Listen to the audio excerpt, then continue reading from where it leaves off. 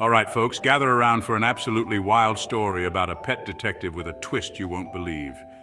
Picture this. A woman, let's call her Sarah, is frantic because her beloved cat, Whiskers, has gone missing. So she does what any desperate pet owner would do. She hires a pet detective. Enter our hero, or should I say, our hilariously inept hero. This guy, let's call him Dave, shows up looking all professional with a magnifying glass and everything. But there's one tiny little problem. Dave has a crippling phobia of cats. You heard that right, folks, a pet detective who's terrified of cats. So Sarah gives Dave the rundown, telling him where Whiskers was last seen.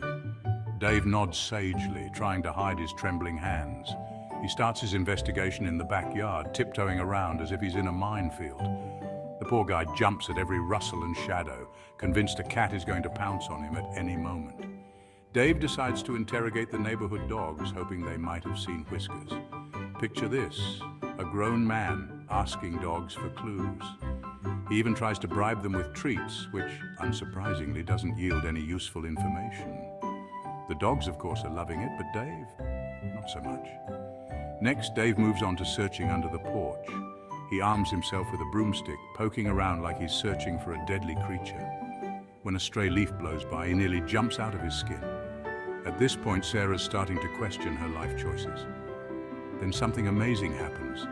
While Dave is hiding behind a bush, trying to muster the courage to check the garage, Whiskers strolls out from behind a flower pot as if to say, "What's all the fuss about?"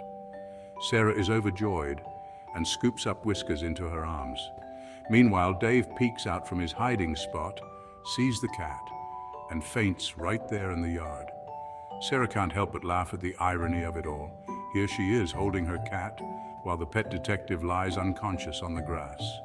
Eventually, Dave comes to, and despite his less than stellar performance, Sarah can't help but feel grateful for the effort. Dave, on the other hand, decides maybe it's time for a career change. After all, being a pet detective with a fear of cats is just asking for trouble. So if you ever lose your pet, just remember, maybe, just maybe, hire someone who isn't terrified of them. And there you have it, folks. The tale of the pet detective with a cat phobia. If you enjoyed this story, give it a like, subscribe for more hilarious pet tales, and share your own funny pet stories in the comments below. Thanks for watching.